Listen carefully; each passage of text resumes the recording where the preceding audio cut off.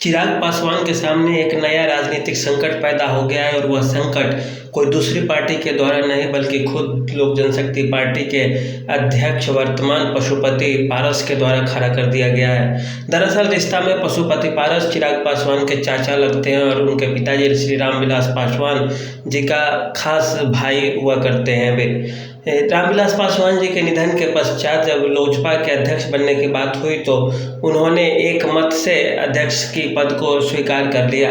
इसके पश्चात उनके लड़का चूँकि उस समय कद में छोटे थे, उनमें भी छोटे, इस कारण लोजपा का अध्यक्ष का कुर्सी पर उन्हें ही बिठाया गया और वे उसके बाद काम भी करने लगे। चिराग पासवान जब बिहार यात्रा पर निकले और कुछ मुद्दे पर पार्टी से नेतृत्व और समर्थन मांगने की कोशिश करने लगे, उसके पश्चात उनके चाचा का बोली बदलता चला गया।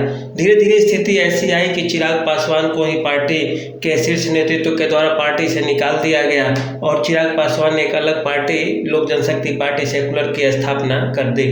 दोनों पार्टियां अलग अलग काम कर रही हैं लेकिन दोनों ही एनडीए अलायंस का अंग है।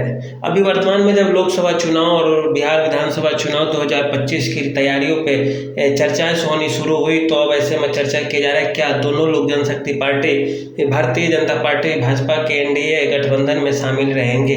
तो पशुपतिनाथ पारस खुद से बोल चुके हैं कि मेरी पार्टी तो एनडीए के साथ है ही, और चिराग पासवान का भी चूंकि प्रधानमंत्री मोदी के साथ करीबी है क्योंकि मोदी उसे अपना हनुमान मानते हैं, इस कारण मोदी का भी उनके साथ ज़्यादा करीबी है।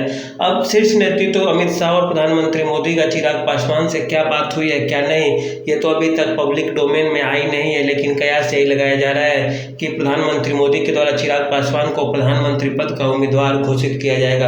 हो सकता है लोक जनशक्ति पार्टी का विलय भी भाजपा में हो, लेकिन ऐसा तो मुश्किल लग रहा है और संभव भी नहीं है। लेकिन चिराग पासवान का कद कहीं भी पशुपति पारस से ज़्यादा आगे है और यह विवाद तब से गहराने लगा जब चिराग पासवान ये बोलने लगे कि मैं अपने पिताजी रामविलास पासवान की सीट हाजीपुर से चुनाव लड़ूंगा। उसके बाद पशुपति पारस के पैरों तले जमीन खिसक गया। उसके बाद से भी बयान देने लगे कि मैं हाजीपुर तो किसी हाल में नहीं छोड़ सकता, चिराग को जहाँ जाना है जाए, उसे एनडीए में रहना है तो रहे या लोक जनशक्ति पार्टी में रहना है तो रहे और नहीं रहना है तो नहीं रहे, लेकिन मैं हाजीपुर की सीट नहीं छोड़ूंगा।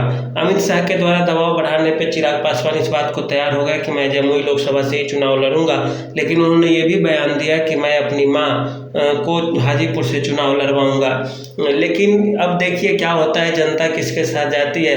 बिहार में जब चिराग पासवान ये जन यात्रा पे निकले तो उन्हें काफ़ी समर्थन और सहयोग मिला है और खास करके बिहार के सभी वर्ग, सभी तबका और सभी जातियों के युवा वर्ग के द्वारा चिराग पासवान को समर्थन प्राप्त है और ऐसे में वे पशुपति पारस से कहीं ज़्यादा ऊपर ठहरते हैं। पशुपति पारस की लोकप्रियता तो है नहीं, वे चूँकि रिजर्व सीट से लोक जनशक्ति पार्टी से चुनाव लड़ते हैं और श्री रामविलास पासवान जी के नाम पे वे उनका भाई होने का दावा करते हैं और इसी कारण वे चुनाव लड़ते हैं। उन्होंने एक बार खुद कहा था कि मुझे रामविलास पासवान जी ने कहा था कि मेरे बाद यह मेरा भाई है, मैं यही संभालेगा, बेटा का नाम नहीं लिया। उनके द्वारा यह जुबान न चलाया जाता और बयान दिया जाता है, लेकिन बिहार की जनता किसी अगले मूड में ही है, वे चिराग पासवान को ज़्यादा समर्थन देती है और ज़्यादा चाहती है। इस कारण चिराग की लोकप्रियता बहुत ज़्यादा ही है। पशुपति पारस उनके सामने कहीं नहीं टिकते, लेकिन आगे स्थिति क्या होती है देखिए। इस राजनीतिक संकट से चिराग पासवान कैसे आगे निकलते हैं, क्या वे और चाचा दोनों एनडीए को समर्थन देंगे या दोनों में से कोई एक अलग होंगे।